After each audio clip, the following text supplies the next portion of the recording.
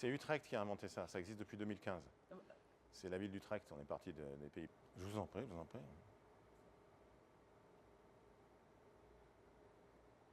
De presse de Julien Alaphilippe à Londres.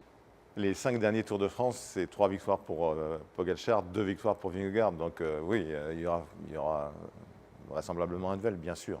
C'est ce qu'on peut imaginer en tout cas.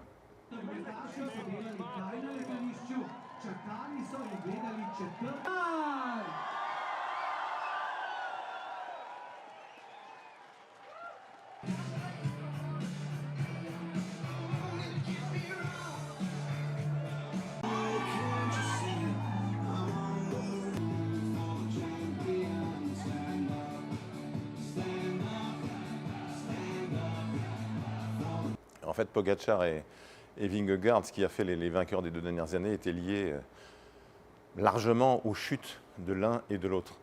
Il y a 2 ans, Pogačar s'était cassé le poignet. Il a été battu. L'an passé, il y avait la terrible chute de Jonas Vingegaard. Il était au départ du Tour de France.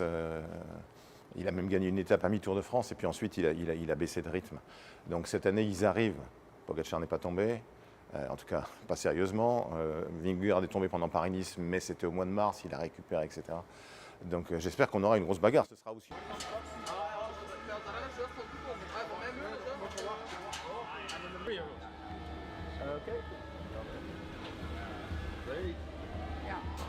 Perfect, thank you. Yeah, reminds you of What's your dream? Can you guess it? Vingegaard, il est important pour le Tour parce que précisément aujourd'hui, c'est le seul qui puisse rivaliser en haute montagne avec Pogačar. Donc on souhaite avoir cette bagarre-là et le plus longtemps possible. Maintenant ça dépend évidemment des performances de Pogačar et de Vingegaard précisément. Mais il a montré ces dernières années qu'il était capable de rivaliser. Alors voilà, on rêve de les avoir tous les deux au sommet de leur forme et en train de se battre pendant 3 semaines, bien sûr.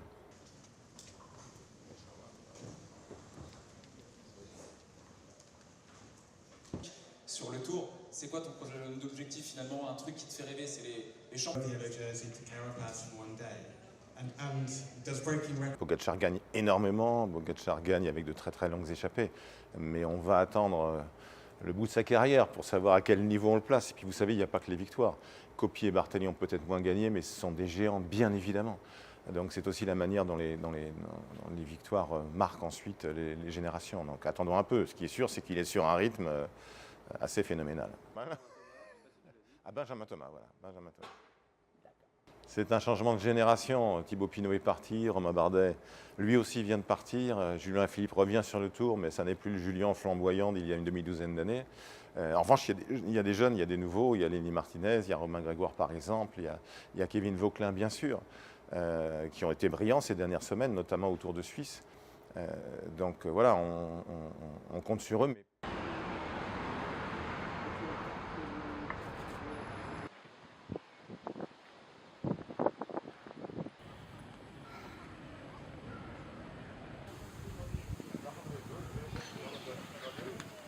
Mais bien évidemment que les champions, de plus en plus, se préparent à ça et souvent s'entraînent en mettant un tas de vêtements sur eux pour être habitués à cette chaleur. C'est pas un coup de chaleur qui arriverait au début de saison.